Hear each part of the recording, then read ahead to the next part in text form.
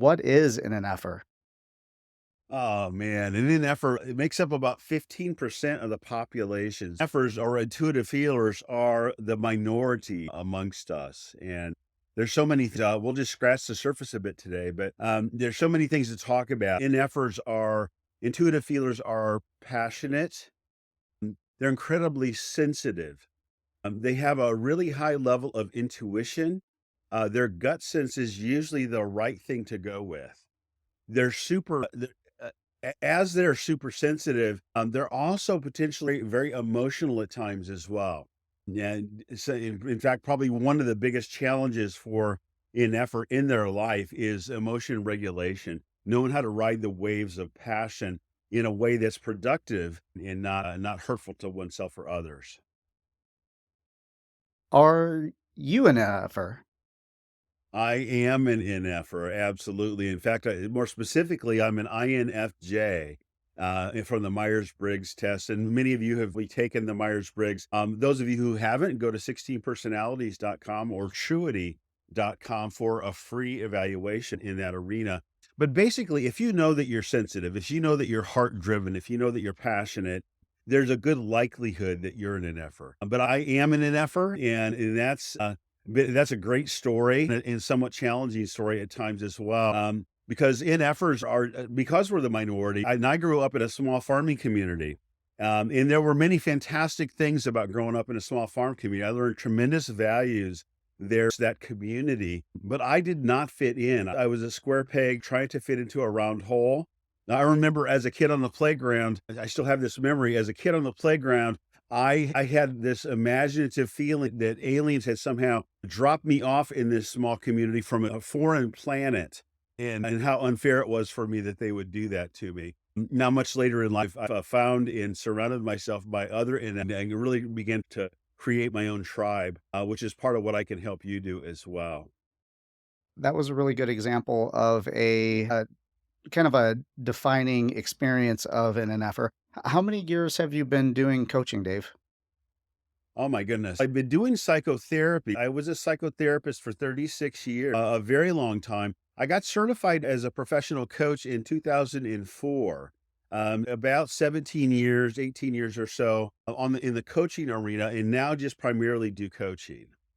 And then off the top of your head, can you think of any additional examples of what a defining moment for an NFer is, or what a common experience is for an NFer?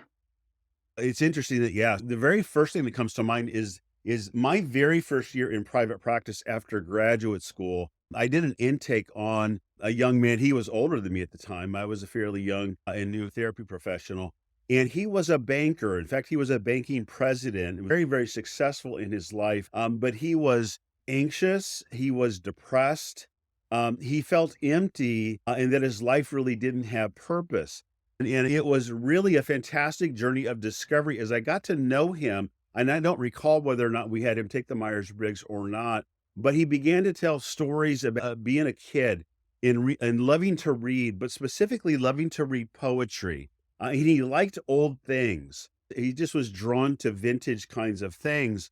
And as I worked with him, he came into that knowing more and more as we went along. And really began to redirect his life. Well, finally, one day, this is probably 6 to 12 months into the process of change, he came in and said, I met with my financial advisor. I put in my letter of retirement or resignation, excuse me, to the bank, and here's what I'm going to do. And so he resigned as a bank president, opened an antique shop, and began to write and then felt called a little bit later then to lean that poetry towards men's issues and men's growth. And so that's a fantastic story. That was one of the very first stories of somebody that I ran into early in the process who was an NFer, was brought up maybe in some ways where he felt like he had to take a certain path, wear a certain mask. This happens to many of us when we're little. We are born perfectly. I believe that. And then life happens to us, and we put on these masks in order to survive, pay the bills, to be loved and accepted.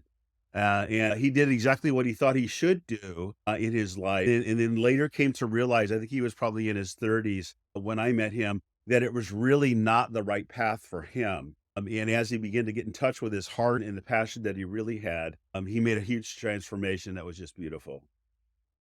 So you're an NFer.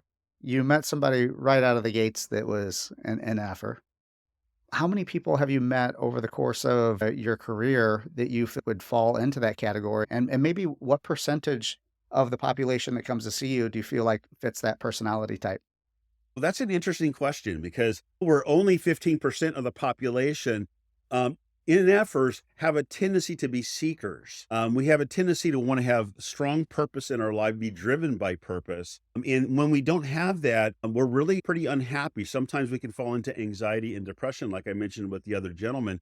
And though we're only 15% of the population, I find that those who seek therapy services or seek coaching services, of the folks who do that, I believe that there's around a 60% a chance that those seekers are going to be in effort. So if you're interested, curious, looking, seeking, trying to learn, trying to grow, you're almost going to think about counseling is the thing that we've been conditioned to think about. But a lot of NFers don't really need therapy at all. They need coaching. They need to rediscover who they are. They need to celebrate who they are, and then get on the right path for them.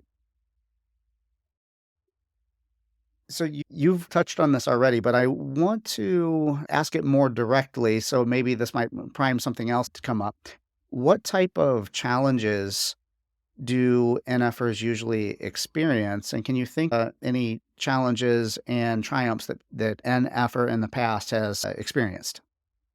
There's a lot of beauty and a lot of burden that comes along with being built as an NFer. I think some of the common struggles is personal boundaries, making sure that you have good personal boundaries. NFers tend to invest in other people and even organizations, and they can lose themselves. And in the process of taking care of others, often don't have the proper personal boundaries, the healthy boundaries to really guard their own needs or take care of their own needs. One lady I'm working with right now, I've been working with her for a couple of years in coaching, and she is an incredible caregiver in life to her kids, to her stepkids, to her extended family.